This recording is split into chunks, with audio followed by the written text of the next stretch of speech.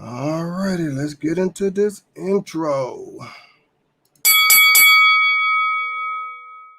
10, 9, 8, 7, 6, 5, 4, 3, 2, 1, 0. Bells and belts, what's going on, baby?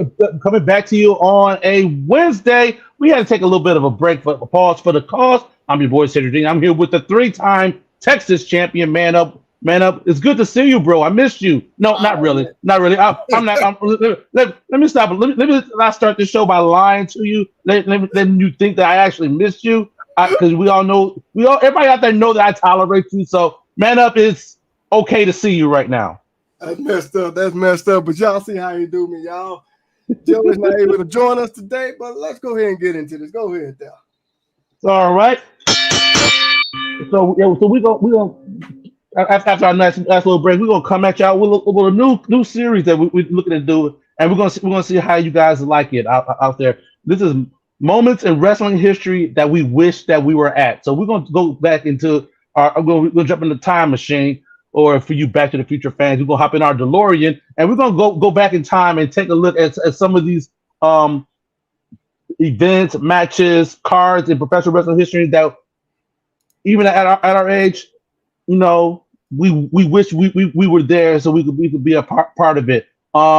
We could also provide some context on how it translates into the grand scheme of professional wrestling. How's that sound to you, Man Up? Hey, man, you know, I'm ready to jump in the time machine. I got this great beard for a reason. I want to go back to where I had a head full of hair. I ain't had no facial hair or very little.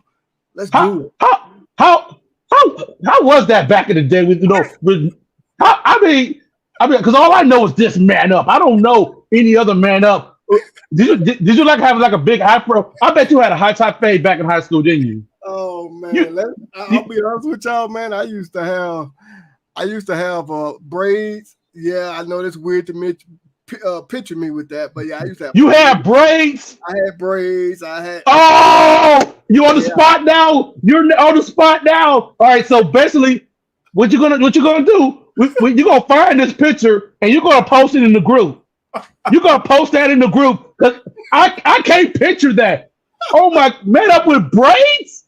Yeah, I used to. I gotta find Bruh. it. My mom got all those pictures. I gotta find it. But yeah. Okay, but we're gonna jump into it. Hey, so all you guys that watching, I think Nesha's watching. I see Ben Walker. Appreciate y'all tuning in. If you guys have wrestling memories, you know, like even as before your time, that you're just curious as to what in the world was going on in the world at that time, drop it in the comments. Hopefully one of us will be able to be able to talk on that. Joey is watching. So everybody say hi to Joey. He's watching from a undisclosed location this week. But we look forward to having our tag team partner back with us next week. Which we have an awesome show lined up, but more about that a little later. But we're gonna go ahead and get this party started. I already rung the bell. The first one I got to go back to. I got to go back to March 29th, 1987. Pontiac, Michigan, up the road from where I live, was WrestleMania 3. WrestleMania 3 in general, that was the first WrestleMania that was like in my general vicinity. Pontiac, Michigan was about an hour and 15 minutes from where I grew up. I remember the news was talking about it and whatnot. It was huge. And I was like, how am I going to watch this thing? I wasn't freaking able to. Turned out to be one at that time one of the iconic shows in wrestling freaking history. Everybody knows about Hogan versus Andre. The slam heard all around the world. But everybody knows that I'm Macho Man and Ricky the Dragon Steamboat all day long, the greatest match in WrestleMania history. And I would have loved to have been part of that 93,173 that was in attendance at the Pontiac Silverdome to actually relive that thing and feel that freaking energy. Because that was freaking huge, man. That was a whole big freaking spectacle. What blew my mind at that time, because being the indoor attendance record, that they said they had the carts with the wrestling rings attached to it to drive folks down. it's like that was a long freaking walk. That was a long freaking walk from the ring, from the dressing room area all the way to the freaking ring. But that just you just like things that you didn't see before. But I wish I was in the house that night, so I could be a part of that. One because it was so close to my hometown. Two, Macho Man and Ricky the Dragon Steamboat. Well, let me before we get into this, let me show some of the responses. Okay, all right. Okay, Cena versus Rock, Ultimate Warrior versus Hogan. Okay, Nesha. Now, which one are you talking about? The first one or the second one? Don't go through all of them because we got a whole hour. So we can talk about this. So is that the first Cena versus Rock or the second one? And he also put Ultimate Warrior versus Hogan. Again, same situation. WrestleMania 6. Toronto Skydome, as it was called at the time. Big stadium. They had 60 some thousand at when they went to the Skydome. And they freaking or let's just say at WrestleMania they did WrestleMania twice. WrestleMania twice. Don't quote me. Is it 28 and 29 if I'm not mistaken? So yeah, it's WrestleMania 28 and 29. So they did back-to-back years at WrestleMania. So which one? But Ultimate Warrior in Hulk Hogan. That was another freaking huge card. Hogan and Ultimate Warrior unification of the world title and the Intercontinental title. Either one. Either one. Okay. All right. So we'll come back to that. But it's like. Again, that was huge. The two biggest baby faces in the company at the time. Okay, that was just something that they didn't do at that time. Having two baby faces going against each other for both of those freaking titles. So that was freaking huge. That everybody came for that. It was a passage of a torch, from Hogan to the freaking Warrior. So yeah, absolutely. So many freaking folks was at that show. A young Edge was at that show in Toronto. Yep. So yep. that was. He was in like I think he said the 5th row or something like that. He was. Okay. So yeah. Part, but I think that's what he said. But yeah, he was there. They showed pictures of him being there. So yeah. Absolutely, yeah. And that's when it was both titles, absolutely. So yeah, that was definitely a freaking huge moment in that one. And we'll come back to the other one. I see some more other ones on the list. Man, let's go and get your first one out the way. Then we'll jump back into some of the comments. All right. Well, this one here is more recently. You was there. You got the footage for us. I don't care. I gotta give this man props again for what he did to us. Generic Jobber for life is here. What's going on, Generic Jobber? We got Generic Jobber in the house. But that's when Soda Pop gave us that promo, man. That to me will forever be right here in my heart, man. That's what's up. Because man, I'm sorry, man. I know I'm beating a dead horse, but I keep repeating this. But I'm sorry, I don't care. I 100,000,000% appreciate that, and that was in my home state of Texas.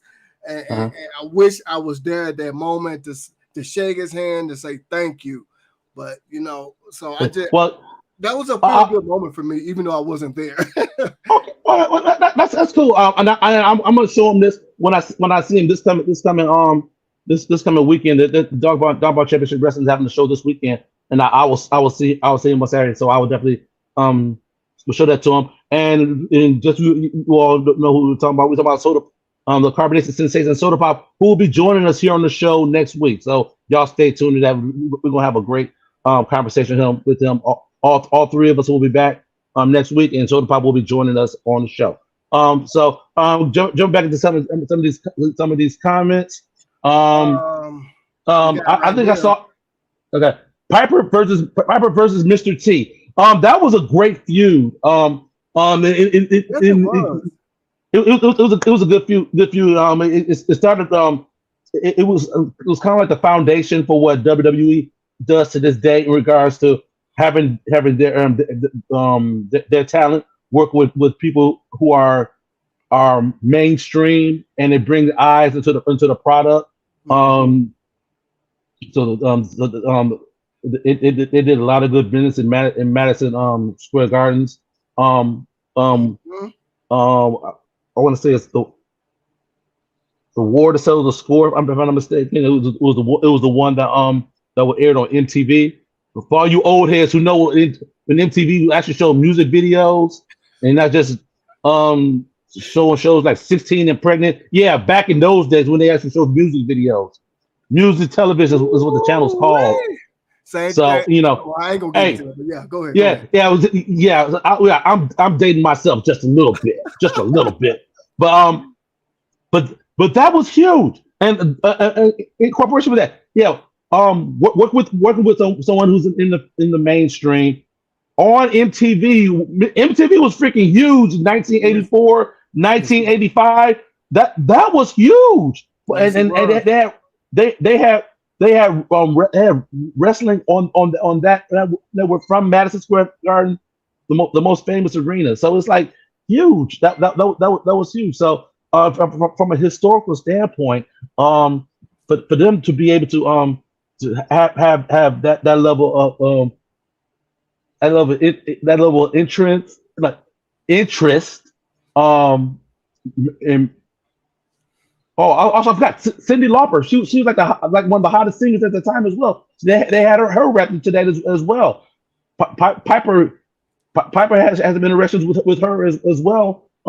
So all of that together, the rock and wrestling connection that they called it. So all of that was definitely huge at that time. Definitely. Oh yeah. Then also too, we had this one here. Give me a second. Let me go back. What was it? Absolutely. Had this one right here: Taker versus Brock at WrestleMania when Brock beat Undertaker. Okay. I did not like that at all. Nothing against Brock or Taker. I just think it should have been somebody else. I don't know, because I know Undertaker was giving back to the business. I know that's what he was doing. And I know he chose Brock. Well, actually, he chose a few other people before Brock Lesnar, and everybody said no, they didn't want to do it. But I'm glad. I just wish it was somebody else, because I don't know. I just didn't feel right with Brock Lesnar doing it. And then Undertaker said he wrestled that whole match with a concussion. So but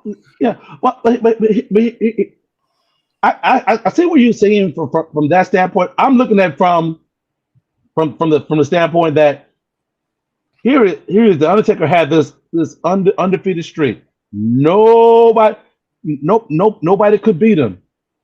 This was a story that was going on for a long time. And you all know me. I love a good story, and they told a hell of a story. His undefeated streak at WrestleMania was bigger than any championship. It was built that way. And for Brock Lesnar to break that undefeated streak, I'm not saying Brock needed it, but that impact was. See, this is what I'm saying right here. Nesher hit it on the head. Something of that nature. Okay. He lost again like 2 years later, or something like that, to Roman Reigns. I agree. I agree right here. Christopher Johnson. He said anybody other than Lesnar. We don't call him by his government name. That's generic jobber on this show, sir. He's now and forever will be generic jobber. Let's get that straight. It just didn't feel right with Brock Lesnar. Where did he go? Where did Cedric go? Oh man, Cedric left me. But yeah, I'm just saying. I think anybody other than there you go. I hit the wrong button. No, but I was gonna say the second part of Nessa's comment. The second part of a comment. She don't agree with it, but it was a historic moment because it was unexpected. No, Nobody was expecting it. I would have loved to be on the arena floor because I heard you could hear a pin drop because it got so silent in that building. So silent. That's when you have over 60 some thousand people in a building and there's a hush over it. Yeah. It's one of those feelings where you like, dang, check my pulse. Check my pulse. Do I have goosebumps? Because it's so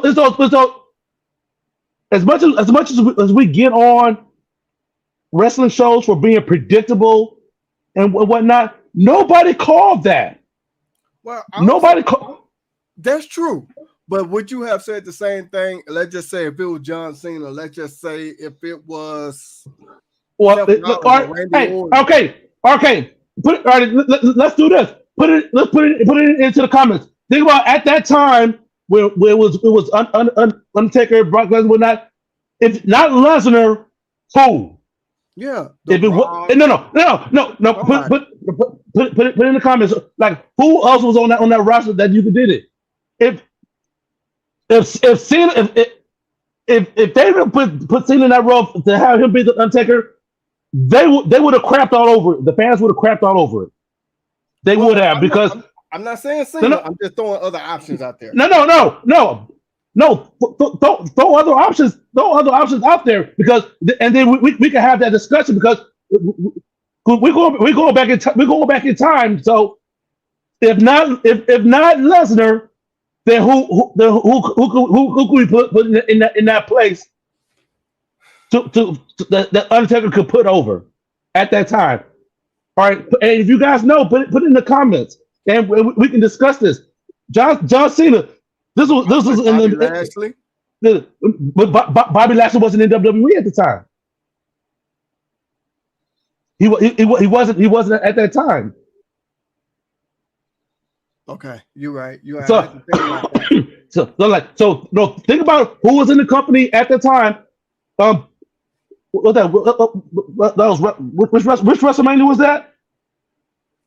I think that was WrestleMania. All right, 25, 26. Hey, no, on the spot. Put it on the spot real quick. No worries. But in the grand scheme of things, give me a sec. 30. WrestleMania. 30. WrestleMania. All right, 30. all right. Take a look at WrestleMania 30 real quick. We're gonna take. Thank you, Nessa. Thank you.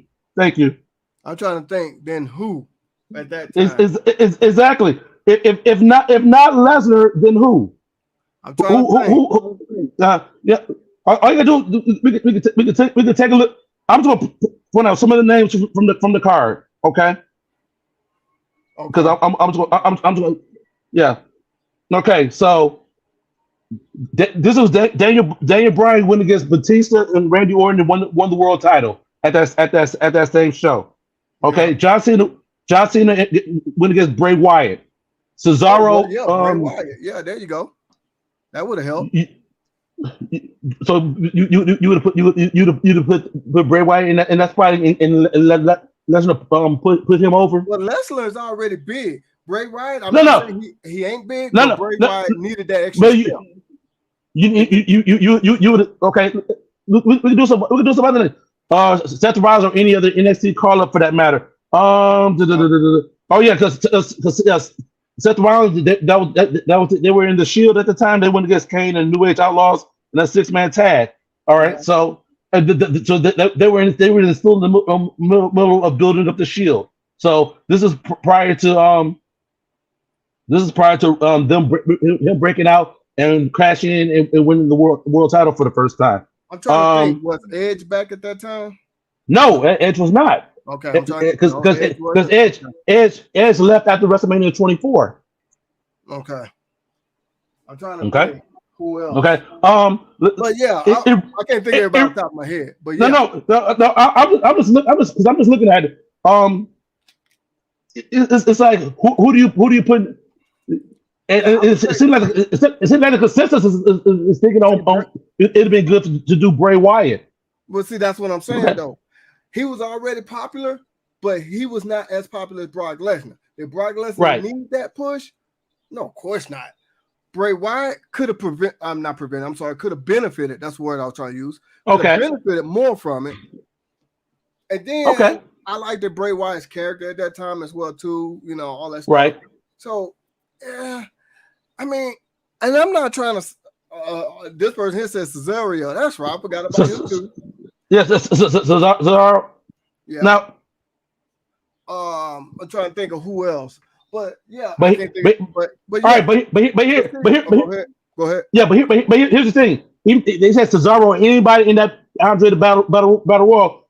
So are you telling? So who? I'm going to assume that's generic jobber who said that. Yeah, I'm going to assume. All right. With that being said, if you say Cesaro or anybody in that Andre the Giant Battle Royal, if when they come up with the WrestleMania card and they say Cesaro versus the Undertaker and you have Cesaro, are you honestly going to tell me that you feel that at that time that would have sold you on WrestleMania? Talking to me or generic no, I'm asking you, and I'm asking the generic driver. Okay. He can answer in the comment. Would that not really? Exactly. Will Brock Lesnar and Undertaker say like, "Oh, I got to watch this and see what happens"? Regardless of the outcome, Brock Lesnar versus the Undertaker. Which one would sell you more? That match or Undertaker versus Cesaro? Which match will sell you more? If you want to go with those two people, I would say Brock Lesnar. Okay, so I'm thinking from that mindset as well. Now Cesaro maybe, but not then. Okay, so I get it. Was from a business standpoint, that was a money match for them at Mania. At Mania, it delivered. It really did because it garnered a reaction that folks wasn't expecting, and they're still talking about that to this day. Yeah, they are still talking about that. Do you think they would still be talking about it if it was Bray Wyatt? No, I don't. I really don't. I really don't. And trust me, I love Bray Wyatt's earlier stuff. Especially the stuff leading up into that. I'm not even thinking about how he was after his hiatus, his recent comeback or whatnot. I'm not even thinking about that. I love the stuff that he was doing, whatnot. But I just don't see it having the level of impact that it did with Brock. I'm not saying Brock needed it, but in regards to creating that WrestleMania moment, I don't know where you go. I don't know where you go with that. Outside of Brock Lesnar, and I'm still waiting for someone to give me something in that aspect. The reason why I would go with Bray Wyatt is because they both kind of got that little sci-fi thing going.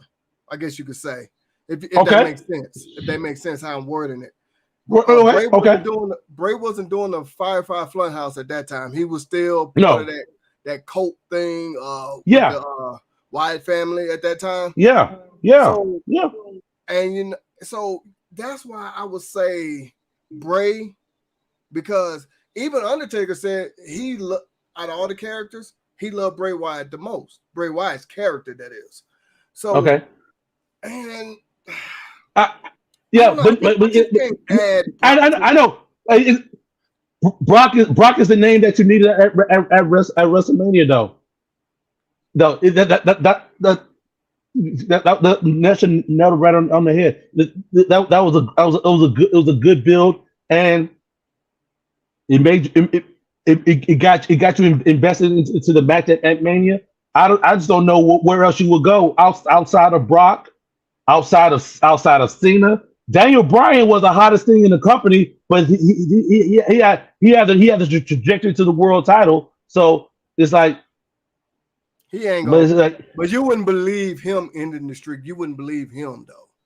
Even though everybody might love Daniel Bryan, you wouldn't believe him. You wouldn't believe that. Something freakish had to happen. Okay. All right. But let's Yeah, go ahead with generic. the list. Let's go ahead with our list. Okay. All Who right. you got next? What you got next? Okay. Next, next up, I'm going to take us back to November, no, November of 1983. Starcade 83. Flair for the gold with Harley Race and Ric Flair in the steel cage for the World Heavyweight Championship. It was a freaking great build. This was, now keep in mind, this was like 16 months before the first ever WrestleMania in March of 1985, and this is this is a precursor to WrestleMania, but with Harley Race and Ric Flair on top as the main event, you have Ricky Steamboat and Jay Youngblood going against Jack and Jerry Briscoe for the NWA World Tag Team titles. You have Roddy Piper and Greg Valentine in a dog collar match. It's like you had all of these freaking stuff, all this freaking great talent and whatnot. In Greensboro, in the heart of Mid Atlantic territory. Yeah, it's like wow. As a wrestler, Piper Valentine dog collar match, okay, was the hook for me. That in a lot of circles said that match stole the show. That match was brutal. That match was brutal, but it's like the historian in me love to go back into these eras prior to the era that we know, and this is definitely one of those cards for me. Okay. Now I'm gonna take it back a little bit as well too, but not that far back. Yeah. Oh, go ahead. Okay. Go ahead. I appreciate that. I see your comment. We gonna get to them right at the man ups, guys. We gonna get into that. I'm gonna take it back a little bit too. It was 1997. Whew. Okay. Now, where would I be if I did not mention my favorite wrestler of all time? Yeah, I know who that is. I talk about him a lot. I think I know where you're going with this one. Okay. Yes, the brother of the Undertaker. The debut. Hell in a Cell, Undertaker versus Shawn Michaels, the first ever Hell in a Cell match at Bad Blood 1997. Yeah, I love it. Okay. I dig that. Build for like a good 8 months, 10 months, or something like that. It was a while. Kane is alive! that loud, squeaky voice. I'm yes. Like, oh my God, shut up, Paul. Now, when he was finna get ready to, I guess you could say, beat Shawn Michaels, I guess, and the lights go out.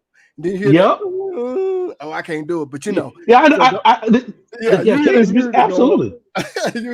Absolutely. And that was, to me, seeing the debut of Kane with Paul Bearer. He gets in the ring. He's one of the few people that actually stand eye to eye with the Undertaker. Look him in the face. Undertaker got that look on his face like, what in the world? He was like kind of scared, confused. Yeah. All that had that look on his face. Exactly. And he just kick him, punch him, tombstone him. Well, first I got a little bit of head, but my favorite part of that is when he ripped the cage off the door. I mean, the cage door. Yes, absolutely. Yeah, that was whoa. That was a statement. That was a statement right there. Yes. That was a statement. When he ripped that, when he did that, that was like whoa. But then that debut, that build up to it for like at least 6 months. Paul Bearer kept talking about it. He's alive. He's still alive. He didn't die. Your brother's still alive. And then when he came out, that's gotta be Kane. That's gotta be Kane. That's gotta be Kane. Yeah. And to me, that's what caught my attention to Kane. He was my favorite at that moment. It was later on that he became my favorite, but that caught my attention to Kane. And just to give you a side note, the moment I think Kane became my favorite, it was a few years later when he battery shocked Shane McMahon. That's when he became my favorite. I'm not gonna say exactly what he did because of social media, but y'all know what I'm talking about. You sick bastard. You are a sick human being, man up. Hey, I gotta admit, when he did that, I was like, what the? He pulled blood all over him, and then he shocked him. You are a sick human being, man up. And you need to go at home. Don't try that stuff at home. Okay. Go ahead. Yeah. Another. Let me get to this. No. Let me say. I remember that was a moment during that match that folks didn't forget. Yeah, crashing off the side of the cage. I was through the ringside announce table, I believe, as well. So yeah, that was huge. So that was kind of a freaking thing right there.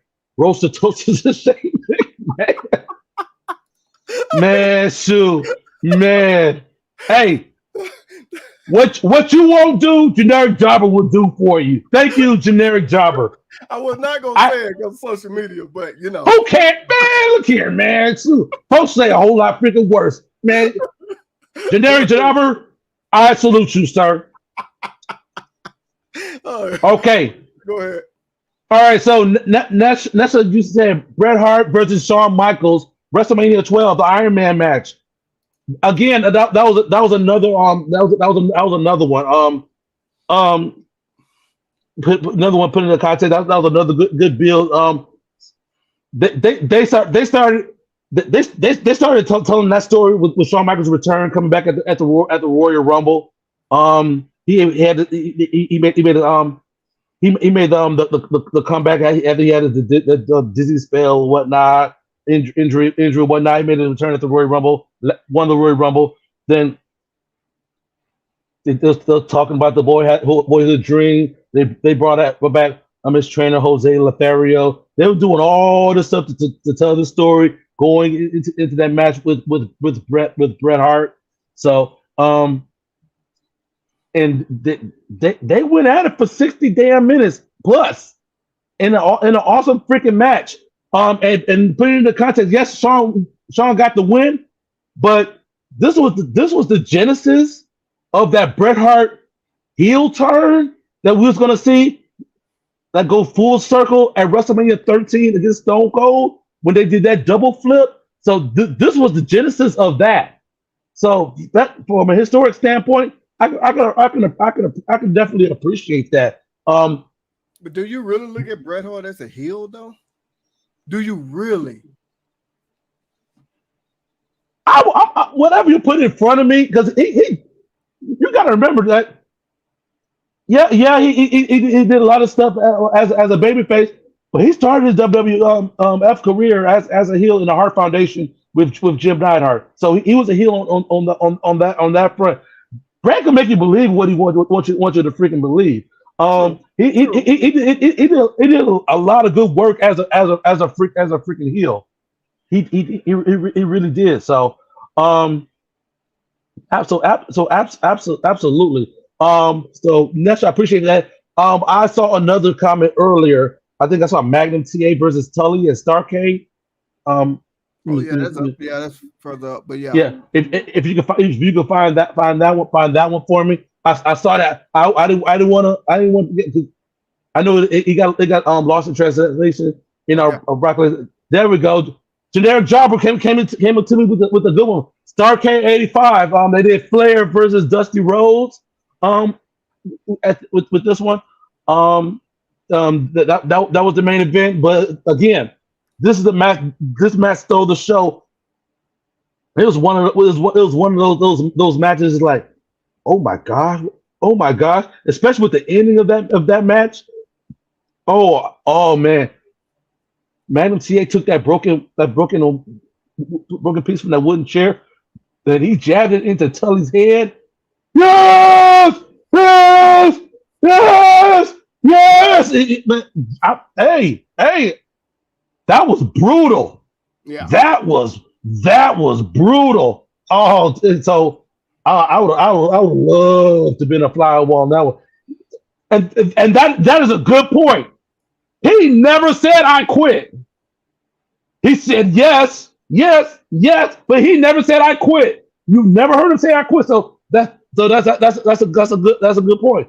But But when the referee asks, "Do you quit?" and you say no, yes, no, yeah, no, I mean, because they have the microphone right there, so it's not like you can't miss it. He just said yes, yes, yes, yes, yes, but he never said the words "I quit." But that's just for historical sake. But Starcade 85, Starcade 85, I appreciate that. I appreciate that, generic drummer. I appreciate you bringing that up. Hey, so good going back and forth, guys. Keep those comments going, yeah, guys. keep I it definitely coming, y'all. appreciate it. We see a lot of them that y'all putting in here. Exactly. Of course, we're not gonna be able to get to all the comments, All of, but hey, we're hey, gonna do our best.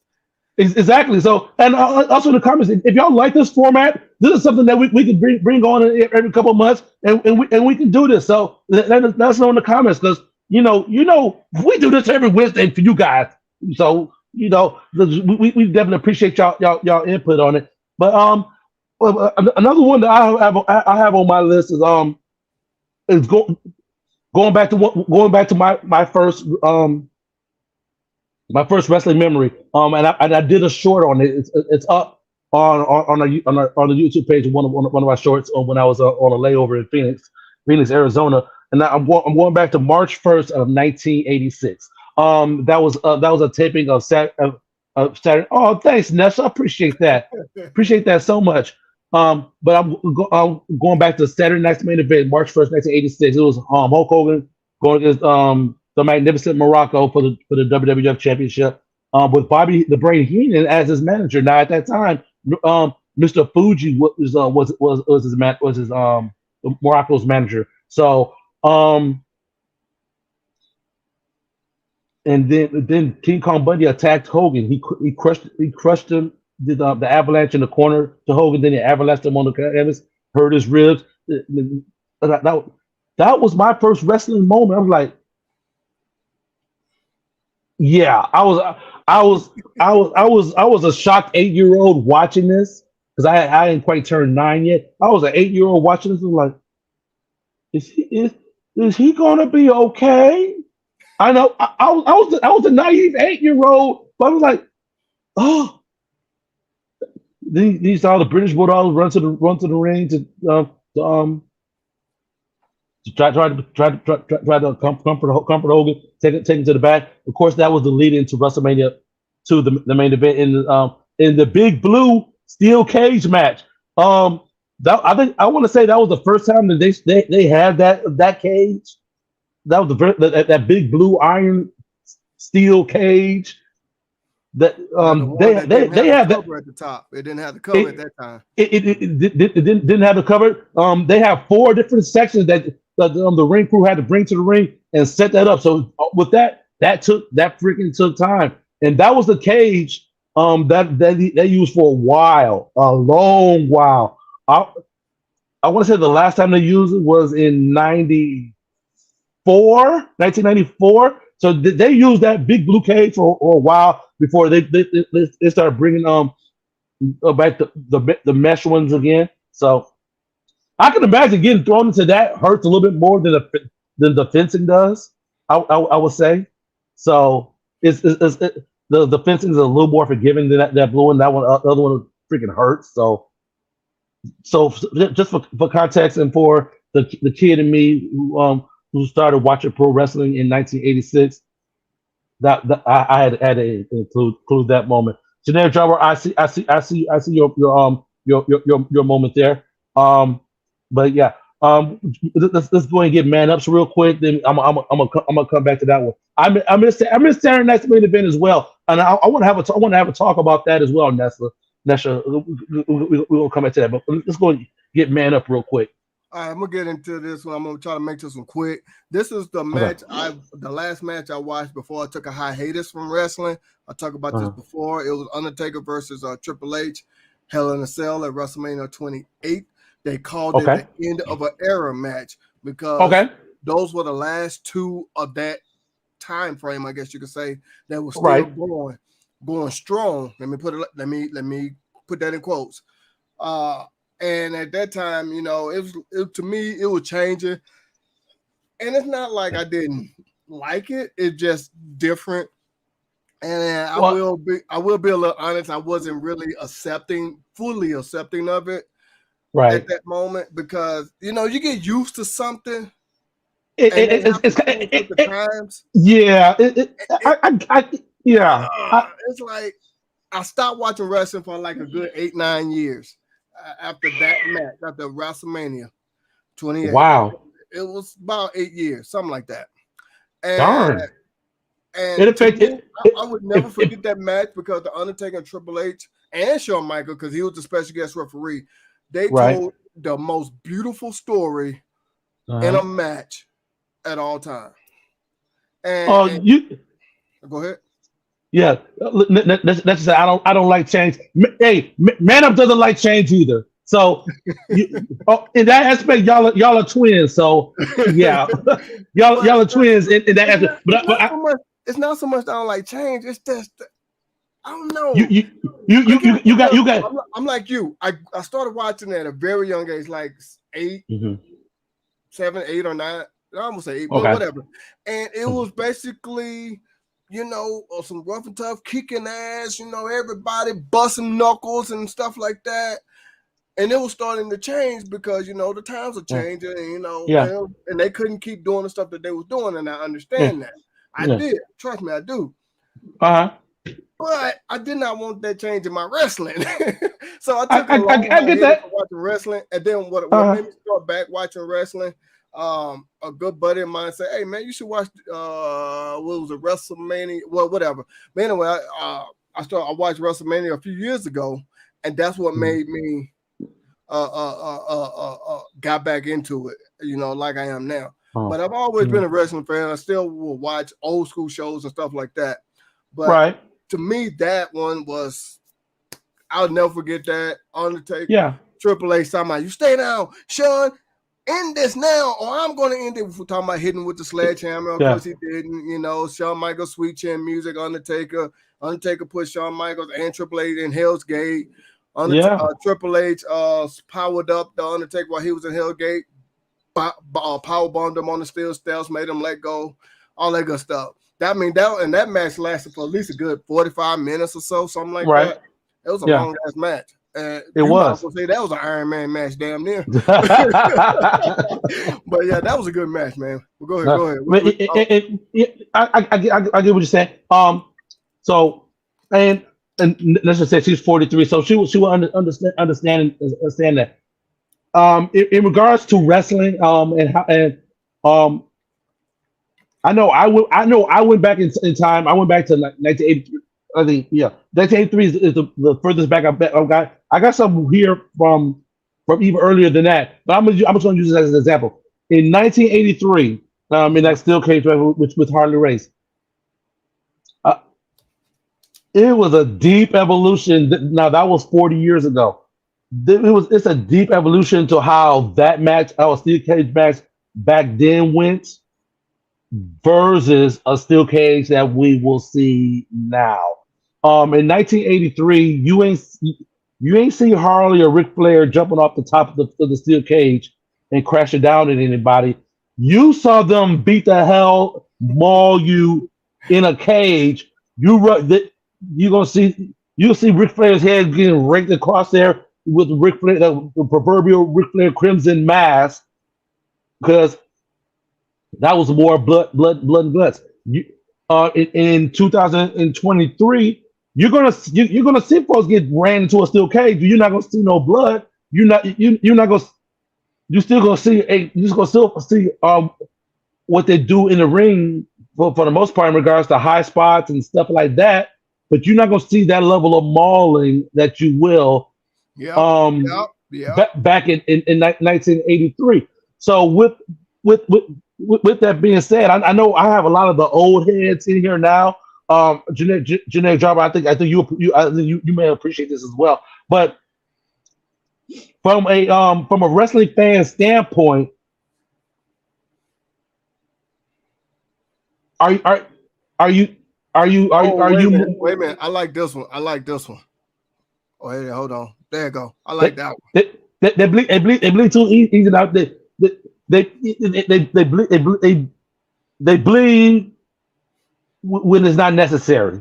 These days, and like a steel cage with no blood makes no sense to me. It's like and that is a testament, I believe, to how we came up as wrestling fans in it's like, oh, they're going in a steel cage. They're literally going to beat the ass out of they're literally going to beat the hell out of each other in this steel cage. You know you're going to see some blood and guts. So it's like a lot of us. I believe a lot of us is holding on to that aspect of like where it's that I want to see them beat the hell out of each other and whatnot and like the steel cage truly have this meaning for being like the quote unquote end all be all in the wrestling feud versus a steel cage match where it's just is there, but it's like, okay, where's that level of brutality? Oh, so yeah, you can't see box without bleeding. Heck, AEW is called Blood and Guts tonight. Oh, is that one tonight? I might have to go back and watch that one, see what that one is. I haven't watched AEW so like I haven't watched them in a bit, so I got to go back and watch it. But it's like in regards to blood, like a lot of companies have like we have went away from it now. Went away for it. WWF went away from it a lot sooner than Mid Atlantic WCW. They kept it around a little bit longer, but WWF tried to weed it out, and they tried to do it like here and there. Like it's like when they did it kind of meant something a little bit. So, but the presentation in regards to wrestling changed as well. Not just in like steel cage matches, but in general wrestling matches as well. Whereas in 1983, there were still matches that were ending with a simple vertical suplex. Keep that in mind. Or if someone like delivers like the Rock and Roll Express for the longest was a double drop kick. If you fast forward like 4 or 5 years later, tag teams was doing that as a high spot in the match, but it wasn't the finish. So it's like the evolution of wrestling in that aspect. It's like okay, this changes. It's we continue to see it now. Whereas it's no longer just tag teams doing moves off a top rope and finishing the match. We're seeing folks doing Canadian destroyers off of chairs and for people breaking their legs, and it's like you still got to be freaking smart. You still got to protect yourself because wrestling in its purest form is an art, and the art of it is you able to do these moves, do these matches and whatnot. Everybody goes home to their family at night where they freaking left. Maybe a little bit of bruise, but they should be. If someone's leaving with a broken arm, broken leg, whatnot, something wrong happened. I'm not saying that mishaps don't happen. Give me a second to read that. Bring it back up. So I'm gonna read in a minute. But when it gets to the point that people aren't going home the way they came back, something seems to go wrong. Now nothing against it, but everyone is doing super kicks. That's a whole other thing. Only Shawn Michaels did that back in the day. Only Shawn Michaels. And I'm gonna take you back. I'm gonna take you back even more. Before Shawn Michaels was using it as a finish, Savannah Jack used it as a finish in Mid South UWF. Chris Adams used it in World Class even before that. So and that was a finish. So it's like, yeah. But so even before Shawn Michaels. So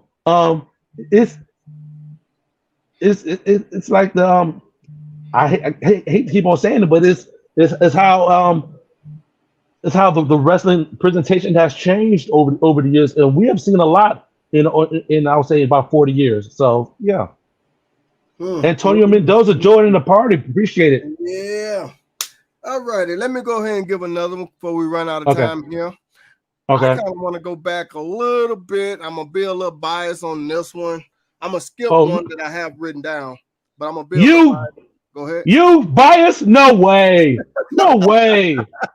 No way, man up. You know I gotta be biased. This is the first WrestleMania in the state of Texas, and yes, it happened in my hometown, the Houston Astrodome.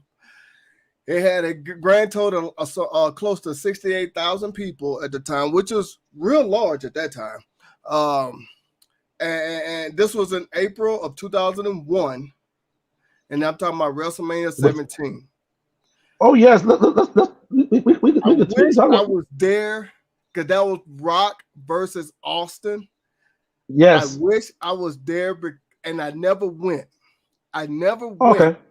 And I was mad at myself because the biggest show came to Texas, Right. my hometown, for the first time, like I said, in the state of Texas. And the Astrodome was the Houston Oilers used to play and the Houston Astros. It was then at that time a vacant building. WWF or I don't know. I don't think they changed at that moment, but whatever. That's it. They came and I was like, God damn! I did not go. I didn't get tickets. I took advantage of it because they always come to Houston, so I'm like, I go next time. Go next time, and I never went. And I'm mad at myself to this day. They had two of the biggest wrestling stars in the main event, Austin versus Rock, and I was like, man. Yep. Yep. He sure did. I can't. I'm mad at myself, hey. Man. So let me go ahead and tell y'all. I don't know if I ever mentioned this, but the first wrestling I ever was WWE event, not indies, because I've been to plenty of indie shows. But WWE event, the big main thing was last year, matter of fact. It was Monday Night Raw. For my birthday, my wife took me. Okay. That was the first time ever going to a show. Okay. All right. But let's go back to WrestleMania 17. Let's put that into a historical context. Rock versus Austin. Rock is a WWF champion. What hell of a build up. I love the music. My Way or the Highway. That was a good freaking build up going into that match. I love it. It just means like, here we go again. And it's like, oh my God, that build up to that match. I love they told a hell of a story going into that match. Yeah. And they what grabbed me at the time, because I watched it live on pay-per-view. What caught me live at the time was Fink was announcing, and this match is no disqualification. Like, what? When did they change that? They threw that in, and like, really? Okay, so it was like the Stone Cold came out in not his normal music, that alternate music that he had, that whatnot. But Rock Austin doing that thing. Then Vince McMahon bring his butt down there.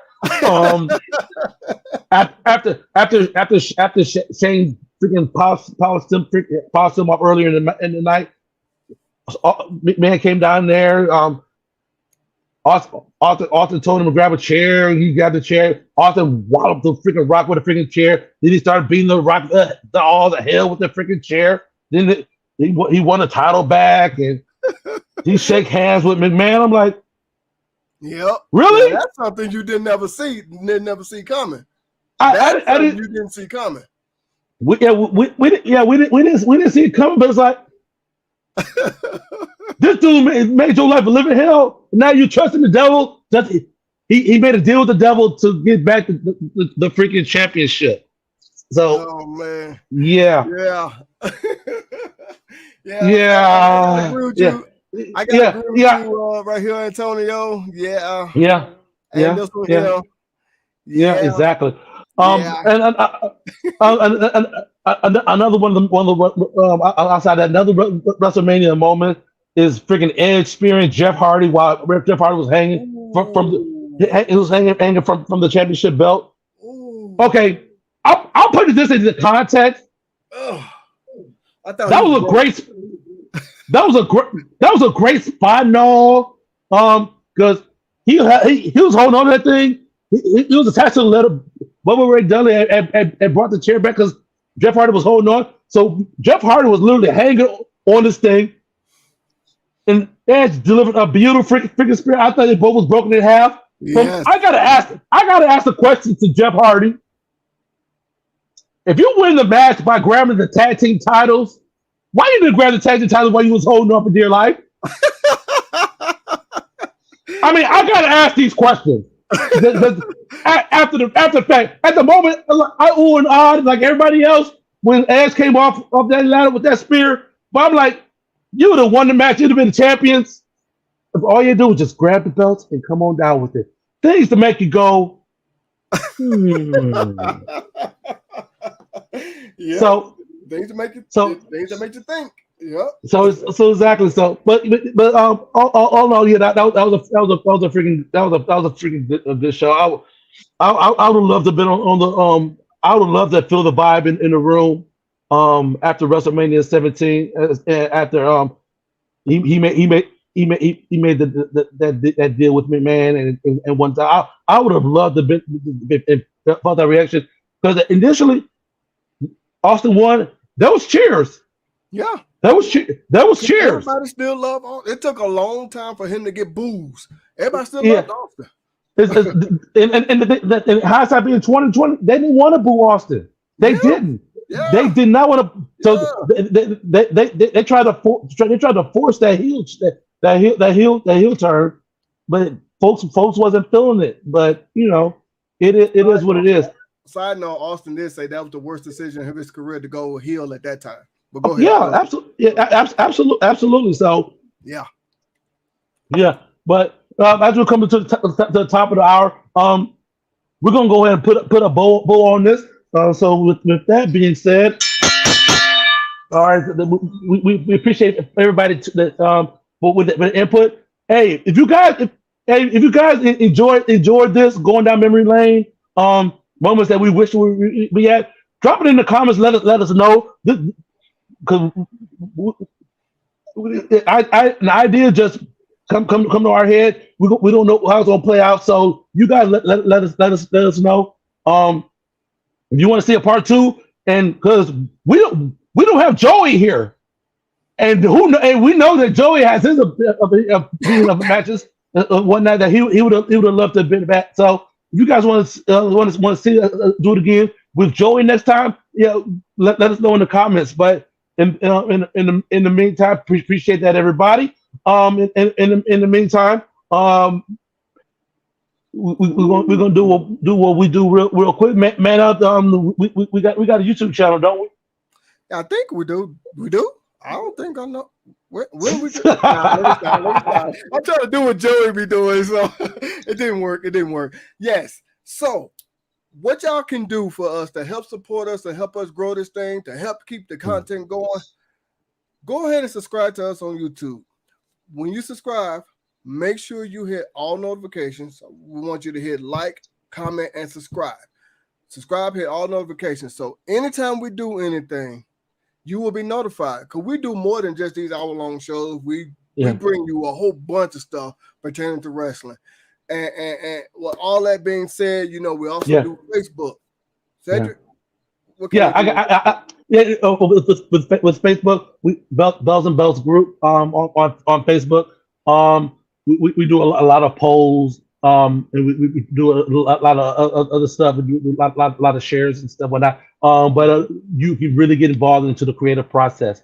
We did a poll of four topics that we're looking to cover. All 4 of those topics are going to get covered, but you guys, by your votes, will determine the order in which you do that matches. So we have those on the schedule, and you are going to see those in future episodes. So you guys help drive. You guys drive how we progress in regards to the shows that we bring to you all. So definitely give us join us in the Facebook group. And here's I'm gonna tell y'all a secret real quick. To join the Facebook group and to subscribe to us on YouTube, it doesn't cost anything. It's free. Absolutely. So go do that for us. Help your boys out. And just a reminder, next week, guys, right here on Bells and Bells, we are so happy to have the Carbonation Sensation Soda Pop joining us here live on the show. We're gonna chit chat with him. And don't forget, a week from this Sunday, we are bringing Rodney Mack and Jazz on the show on July the 30th for a very, very special those spotlight. So make sure you guys stay tuned to that. So you're gonna be seeing more and more stuff about those shows coming up. So you want to stay tuned to what we're doing here on Bells and Bells. So for my tag team partner, Man Up, I'm your boy Cedric D, and we will see you guys here next week here on Bells and Bells. Yeah.